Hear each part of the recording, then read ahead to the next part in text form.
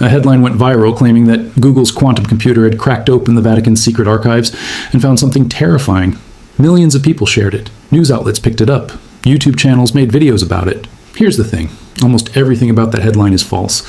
And the real story underneath it, once you strip away the fabricated parts, is genuinely more interesting than the fake version, because it's about real researchers solving a real centuries-old problem with a real breakthrough, using technology that has nothing to do with quantum computing at all. Let's separate fact from fiction, because this is a genuinely useful case study in exactly how this kind of misinformation gets built and why it spreads so effectively. The headline works by taking three separate real things and gluing them together with a false connection. First, Google, a real company that genuinely does serious quantum computing research. Second, the Vatican Archives, a real massive collection of historical documents that genuinely has been difficult to access for researchers. Third, artificial intelligence, a real and rapidly advancing field that genuinely has been applied to historical documents in recent years. Individually, every piece of that headline touches something true. Strung together the way the viral version does, the result is something almost entirely fabricated. Here's what actually happened, as best it can be reconstructed from the real published research behind this story. The archive in question, historically referred to as the Vatican Secret Archives, and officially renamed the Vatican Apostolic Archives in 2019, precisely because secret in this context always meant private to the Pope, not sinister or hidden in any conspiratorial sense, is a genuinely enormous collection, commonly described as containing tens of miles of shelving, holding centuries of papal correspondence, official church records, financial documents, and diplomatic communications dating back many hundreds of years. This isn't an exaggeration for dramatic effect. It's one of the largest and most historically significant archival collections in the world, and it genuinely does contain documents tied to some of history's most consequential moments. Galileo's heresy trial records are held there, documenting the actual questions put to him and his responses during one of the most famous conflicts between science and religious authority in Western history. Correspondence connected to Henry VIII's request for an annulment from Catherine of Aragon, a request the Vatican's refusal helped trigger the English Reformation, is part of the collection. Letters from Mary, Queen of Scots, written during the period before her execution, are held there as well. These are genuinely significant historical materials, exactly the kind of documents historians have spent careers trying to access and study in full. And that access problem is precisely where the real story begins. Of that enormous collection, only a small fraction has ever been formally transcribed into readable, searchable text. The reason isn't secrecy. It's technical difficulty. Most of these documents are written in medieval Latin cursive script, with letters that flow and blend into each other in ways that standard optical character recognition, the kind of software that can read a printed book or a typed document, simply cannot parse. Different scribes across different centuries wrote in dramatically different handwriting styles. Medieval writers used constant abbreviations to save space and materials, shorthand conventions that even trained modern readers of Latin often need real practice to recognize. Ink has faded unevenly across centuries. Parchment and paper have deteriorated at different rates depending on storage conditions, water exposure, and simple age. Transcribing this material by hand, at the scale of the full archive, would require an enormous number of specialists trained in medieval Latin paleography, working for an amount of time that stretches into an impractical, multi-generational undertaking, all while risking damage to fragile original documents through repeated handling. Before getting to the technical breakthrough itself, it's worth understanding a bit more about the archive's actual history with outside access, because it directly contradicts the secret framing that makes the viral headline so appealing in the first place. The archive was first opened to outside researchers in a limited capacity back in 1881 under Pope Leo III, a genuinely significant decision at the time, since it represented a real shift toward allowing historians, rather than exclusively church officials, to study the institution's own records. Since then, access has expanded gradually, with researchers able to apply for credentials to study specific document collections in person, working directly in Vatican City, under careful, controlled conditions, designed to protect fragile original material. This is a genuinely open, if logistically demanding, scholarly process, not a hidden vault sealed away from the outside world. The practical barrier researchers have actually faced for well over a century isn't secrecy. It's the sheer physical and linguistic difficulty of working with such an enormous volume of handwritten historical material, exactly the kind of mundane, unglamorous obstacle that rarely makes for a viral headline, but that genuinely does keep valuable historical information out of reach for all but a small number of specially trained specialists. This is the actual problem a real team of researchers set out to solve. Working in collaboration with Vatican archivists and drawing on expertise from Roman universities, including Sapienza University of Rome, Historians, Latin paleography specialists, and computer scientists focused on machine learning and computer vision teamed up on a project generally known in the published research as encodus ratio, a Latin phrase referring to the underlying coding or method behind the project. Note the name carefully because it's a meaningful detail. This is not, and was never, a quantum computing project. It's a machine learning project, specifically using convolutional neural networks, a well-established and completely conventional category of artificial intelligence that's been used for years in image recognition tasks, ranging from medical scan analysis to self-driving car vision systems. The approach the team took was methodical and, frankly, a great demonstration of how good applied machine learning research actually gets done. They started with a limited set of digitized pages from the Vatican's official registers, correspondence dating back roughly 700 years. To train their system, they needed labeled examples, meaning images of handwriting paired with an accurate, known transcription of what that handwriting actually said.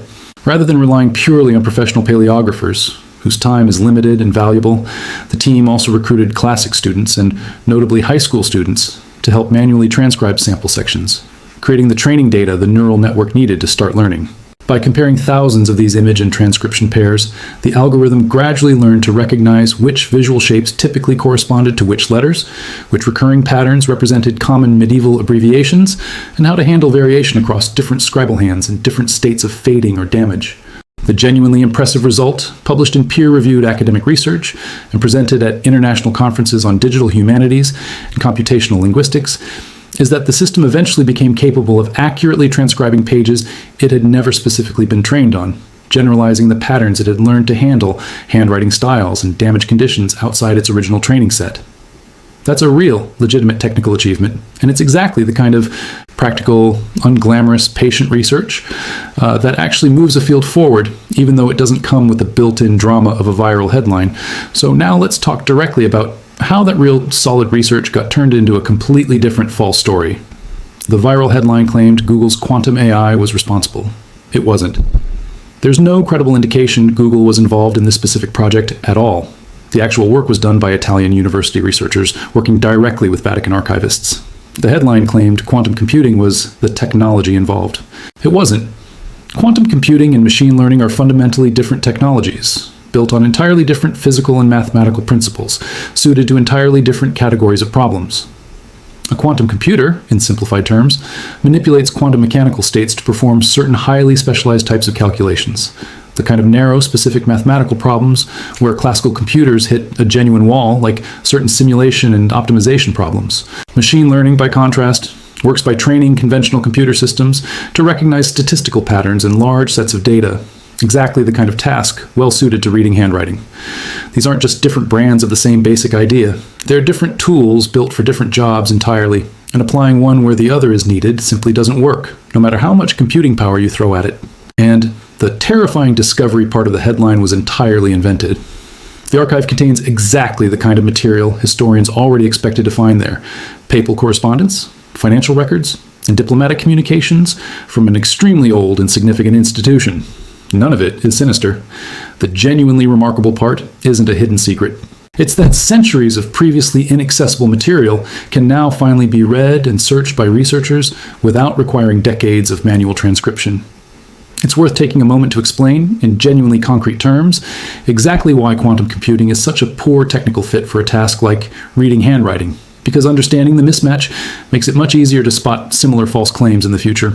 Quantum computers derive their power from phenomena like superposition and entanglement, allowing them to explore an enormous number of possible solutions to certain narrow categories of mathematical problems simultaneously, which is exactly what makes them potentially useful for things like simulating how molecules interact at a quantum level, or, in principle, breaking certain kinds of cryptographic systems that rely on the difficulty of specific mathematical factoring problems. None of that specialized capability translates into an advantage for visually recognizing handwritten letter forms. Reading handwriting is fundamentally a pattern recognition problem, the kind of task where you're training a system to recognize recurring visual features across a large data set of labeled examples. Exactly the kind of problem classical machine learning, running on entirely conventional computer hardware, already handles extremely well. Throwing quantum computing at this specific problem wouldn't just be unnecessary. Based on how these two technologies actually work, it wouldn't meaningfully help at all, since the specific advantages quantum computing offers simply don't apply to this category of task. It's a bit like trying to use a telescope to examine something under a microscope. Both are genuinely powerful, sophisticated optical instruments built by serious engineers solving real problems, but they're built to magnify completely different scales of things, and swapping one in for the other doesn't get you a better result. It gets you no result at all. It's worth being fair and specific about where the real Google connection actually comes from, since it's not entirely coincidental that quantum computing got pulled into this story. Google has, in fact, made real, significant advances in quantum computing research, including the announcement of a quantum chip called Willow in December 2024, which demonstrated genuine progress on a long-standing technical challenge called quantum error correction, essentially proving that adding more quantum bits to a system can reduce error rates rather than increase them, a real and legitimately significant milestone in the field. That's genuine, well-documented, peer-reviewed research. It simply has nothing to do with reading medieval Latin manuscripts. Somewhere in the process of this story spreading online, someone, whether through a deliberate choice to make a mundane but real story more sensational, or simply through a careless conflation of two separate articles they'd read about unrelated technology projects, merged the real Vatican transcription story with real news about Google's unrelated quantum computing progress, creating a headline that sounded plausible to anyone who doesn't have a clear technical understanding of what separates these two fields. It's worth pausing on why this kind of falsehood spreads as effectively as it does, because the underlying psychology is genuinely well studied and worth understanding on its own terms. Human attention is disproportionately drawn to narratives involving secrecy, hidden knowledge, and dramatic revelation, and the Vatican specifically carries an enormous amount of pre-existing cultural mystique around exactly this kind of narrative, reinforced by decades of popular fiction built around the idea of a secretive, all-powerful institution hiding consequential information. A headline that confirms a story people already find intuitively plausible, or requires less scrutiny before sharing than one that doesn't fit an existing narrative. A well-documented cognitive tendency researchers call confirmation bias. Layer on top of that a basic, widespread public uncertainty about what quantum computing actually does, since most people have heard the term used to suggest something vaguely magical and unbelievably powerful without a clear technical picture of its real, current, narrow set of applications. And you get a headline that sounds impressive and plausible to a broad audience, specifically because most readers don't have the technical background needed to immediately spot the error. There's also a structural financial incentive worth naming honestly. Sensational headlines generate more clicks, more shares, and more advertising revenue than accurate, carefully qualified ones. An article titled, "Machine Learning Helps Researchers Transcribe Medieval Vatican Documents" is a genuinely interesting, true story. But it doesn't carry nearly the same viral pull as a headline promising a quantum-powered AI uncovering something terrifying, hidden by one of the world's oldest institutions. That gap in engagement potential creates a real, ongoing incentive for exactly this kind of embellishment to keep happening, across countless other stories beyond just this one. This particular pattern, real research getting stripped of its actual nuance and repackaged with a more dramatic, false framing, is worth recognizing as a genuinely common structure in how misinformation travels. Not just in this one case.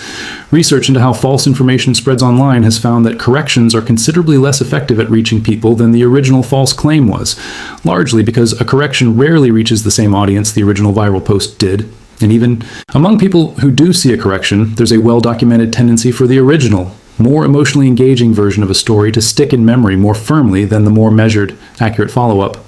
By the time a correction circulates, the false version has often already been shared, discussed, and absorbed by a far larger audience. And getting people to actively update a belief they've already accepted and personally shared with others turns out to be considerably harder than simply presenting them with accurate information the first time around. This is exactly why it matters to build a habit of a little skepticism toward headlines that sound unusually dramatic before sharing them further, rather than relying entirely on corrections to catch up after the fact. What makes this particular case of misinformation especially frustrating, from an honest science communication standpoint, is that the real story genuinely didn't need any embellishment to be compelling on its own. Merits. A machine learning system that can read 700-year-old handwritten Latin cursive well enough to transcribe pages it's never specifically seen before is a legitimately exciting technical achievement. It represents years of careful, collaborative work between historians, paleography experts, computer scientists, and even student volunteers, applied to a genuinely difficult, previously intractable problem. And its implications reach well beyond the Vatican specifically. The same basic approach, training a neural network on paired handwriting images and known transcriptions, is a general technique that can, in principle, be adapted to other historical document collections facing the exact same accessibility problem. Old handwriting that traditional software can't parse, locking away potentially valuable historical material simply because nobody has had the time or resources to manually transcribe it. Libraries, universities, and archives around the world hold enormous quantities of similarly inaccessible material, and successful approaches like this one point toward a genuinely promising path for eventually making much more of that material searchable and available to researchers and the public alike. It's also worth taking a moment to appreciate what this specific project represents for historical scholarship more concretely. A historian researching a specific pope, a specific historical event, or a specific figure who corresponded with the Vatican no longer necessarily has to travel to Rome, secure special research credentials, and spend weeks or months manually reading through fragile original parchment. Properly transcribed and digitized, that same material becomes searchable, allowing a researcher to look for specific names, dates, or topics across thousands of pages nearly instantly and to cross-reference information in ways that simply weren't practical when working exclusively with physical, handwritten originals.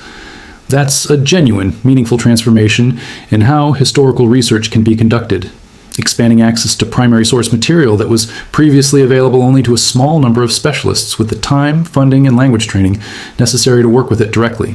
None of this diminishes the real, legitimate excitement people understandably feel about quantum computing as a field either. Google's genuine progress with error correction and the broader, serious research happening across the quantum computing industry represents real, exciting scientific work with real potential future applications, including possibilities like simulating complex molecular interactions for drug discovery or tackling specific categories of optimization problems that classical computers handle poorly. But part of engaging honestly with exciting new technology means being willing to draw a clear, accurate line around what it can and can't currently do, rather than letting every impressive-sounding technical field get vaguely credited with solving whatever problem happens to be circulating in a viral headline that week. Quantum computers are not currently, and are not likely to become anytime soon, a tool for reading old handwriting. That's a job for a completely different, already well-established branch of artificial intelligence, one that's already quietly, genuinely revolutionizing how historians and archivists approach exactly this kind of problem. No exaggeration required. There's a broader, genuinely encouraging point worth making here too. The success of this particular approach to transcribing medieval Latin handwriting isn't a one-off curiosity limited to the Vatican specifically. It represents a template other institutions facing the exact same accessibility problem can realistically follow. Major libraries and national archives around the world hold enormous quantities of historical material in exactly this kind of locked, inaccessible state, readable in principle by a trained human specialist, but effectively invisible to the broader research community and the public simply because nobody has had the time, funding, or specialized staff to manually transcribe it all. As machine learning approaches like this, when continue to mature and get adapted to different handwriting styles, different historical periods, and different languages, the realistic long-term payoff is a meaningful, cumulative expansion in how much of humanity's written historical record becomes genuinely searchable and accessible, not through any single dramatic breakthrough, but through exactly this kind of careful, patient, well-documented research, one archive and one collaboration at a time. The next time a headline promises that some impressively named piece of cutting-edge technology has uncovered a shocking secret hidden away by a famously secretive institution, it's worth pausing before sharing it. Ask whether the specific technology named actually makes sense for the specific task described. Check whether the institutions and researchers credited in the sensational version match what serious, published, peer-reviewed sources actually say happened. In this particular case, a moment of that kind of basic scrutiny would have revealed the same thing this closer look just did. A real, quietly impressive achievement in applied machine learning, misattributed to an unrelated technology, wrapped in a manufactured claim of hidden terror that never actually existed in the historical record at all. The real achievement here, patient, collaborative, technically rigorous work making centuries of previously locked away human history finally accessible to modern scholarship, was never the part of the story that needed fabrication to be worth your attention in the first place. If getting the real, carefully verified story behind headlines built to go viral is what you're here for, subscribe, because the true version is almost always sitting right there, quietly, waiting to be found, if you're willing to look one layer past the headline.